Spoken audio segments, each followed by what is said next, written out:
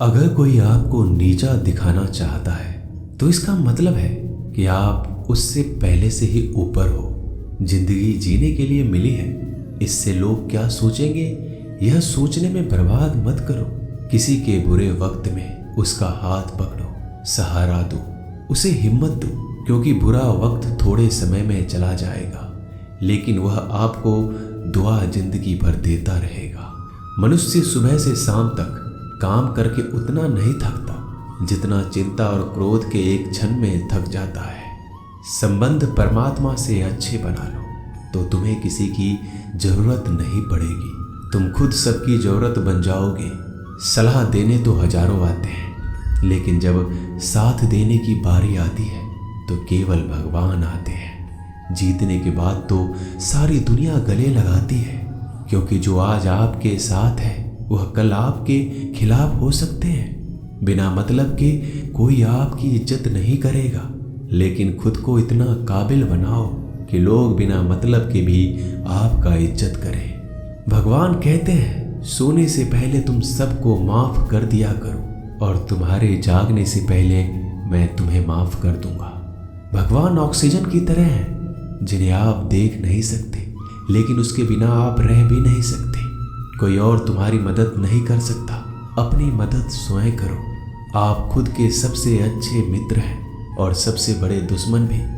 इंसान तब समझदार नहीं होता जब वह बड़ी बातें करने लगे, बल्कि समझदार तब होता है जब वो छोटी छोटी बातों को समझने लगे। आप किस समय सही थे इसे कोई याद नहीं रखता, लेकिन आप किस समय गलत थे ये सब याद रखते हैं। सब दुख दूर होने के बाद ही मन प्रसन्न होगा। यह आपका भ्रम है। मन प्रसन्न रखो, सब दुख दूर हो जाएंगे। ये हकीकत है। किसी भी व्यक्ति की कोई भी बात बुरी लगे तो दो तरह से सोचो। यदि व्यक्ति महत्वपूर्ण है तो भूल जाओ, और बात महत्वपूर्ण है तो व्यक्ति को भूल जाओ। रिश्तों का संबंध सिर्फ रक्त से नहीं होता। जो मुसीबत में हाथ थाम ले उससे बड़ा कोई रिश्ता नहीं होता। भगवान कहते हैं तुम सब कुछ मुझे सौंप दो, सारा दर्द परेशानी, और बिल्कुल हल्के होकर मुझे याद करो। धीरे धीरे तुम्हारा जीवन बदल जाएगा। हर रोज रात को सोने से पहले भगवान को अपनी पूरी दिनचर्या बता के सोएं। अगर आपके द्वारा किसी का दिल दुखा है तो मन ही मन उससे माफी मांगे। अगर आपका किसी ने दिल दुखाया है तो उसे माफ करके सारी चिंताएं भगवान को सौंप कर सो जाए। यकीन मानिए इससे आपकी जिंदगी खुशनुमा बन जाएगी। क्रोध बोला हुआ एक शब्द इतना जहरीला हो सकता है कि आपकी हजार प्यारी बातों को एक मिनट में नष्ट कर सकता है। सबको हंसाना लेकिन किसी पर भी हंसना मत। सबके दुख बांटना लेकिन किसी को दुखी मत करना। सबकी राह में दीप जलाना लेकिन किसी का दिल जलाना मत।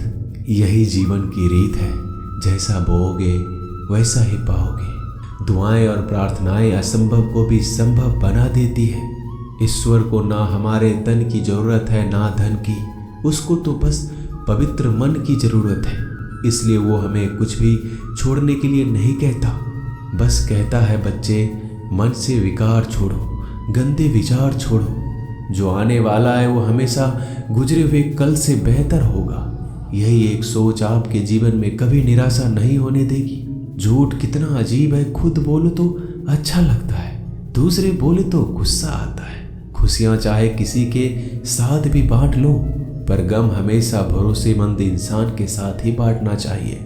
जीवन में समय चाहे जैसा हो, परिवार के साथ रहो तो सुख बढ़ जाता है, दुख हो तो बढ़ जाता है। सच्चा मित्र वही है जो उस समय में भी आपके साथ खड़ा हो जब सारी दुनिया आपके खिलाफ हो। आपके पास जितना भी है उसके लिए बार बार दिल से धन्यवाद कहे, हर वक्त कहे।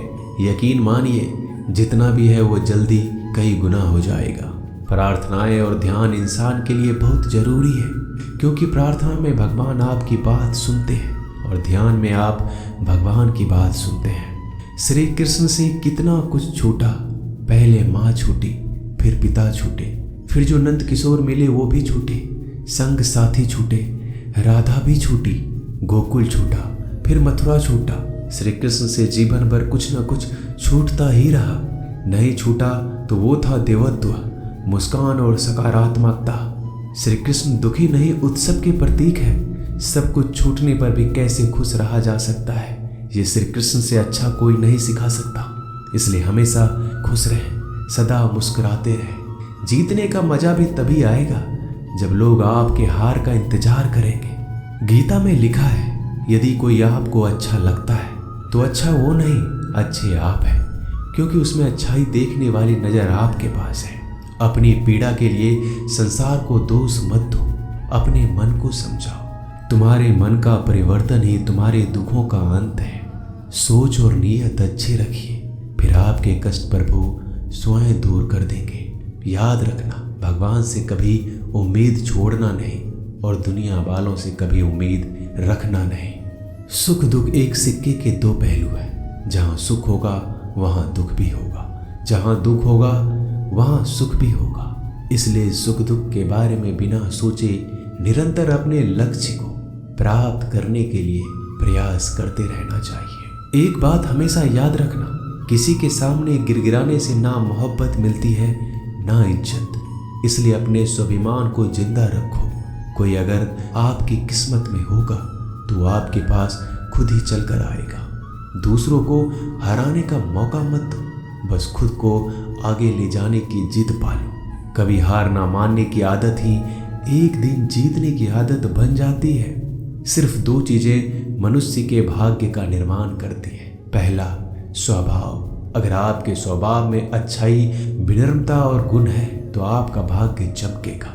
अगर आपका स्वभाव क्रोधी है, आलसी है, तो आपका भाग्य बिगड़ना अनिवार्य है। इसलिए अपने स्वभाव को मधुर और आकर्षित बनाइए। दूसरा, आपकी वाणी। बोलना तो आदमी 2.5 साल की उम्र में ही सीख जाता है, परंतु कब, कहाँ और कैसे बोलना है उसे यह जिंदगी भर भी नहीं समझ पाता। जिसे ये बोलना आ गया कि कब, कहाँ और कितना बोलना चाहिए, समझ लो उसे सफल होने के लिए कोई नहीं रोक सकता। पिता से बड़ा कोई सलाहकार नहीं, माँ की छाँव से बड़ी कोई दुनिया नहीं, भाई से अच्छा कोई भागीदार नहीं और बहन से बड़ा कोई शुभ चिंतक नहीं। इस मतलबी दुनिया से कोई मतलब ना रखो, और मतलब रखना है तो अपने मतलब से मतलब रखो। दुआएं मांगने से किसका भला होता है, मिलता तो वही है जो हमने बोया होता है। तुम नीचे गिर के देखो, कोई नहीं आएगा उठाने। तुम जड़ा उड़कर तो देखो, सब आएंगे गिराने। एक बात हमेशा याद रखना, अगर शराब की दुकान पर बैठकर दूध पियोगे तो तुम्हें शराबी का ही दर्जा मिलेगा, और किसी मंदिर में बैठ के पानी भी पियोगे तो तुम्हें एक संत का दर्जा दिया जाएगा।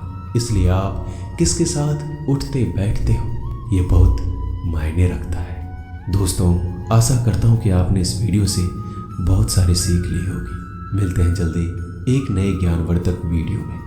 धन्यवाद। अपना ख्याल रखिएगा।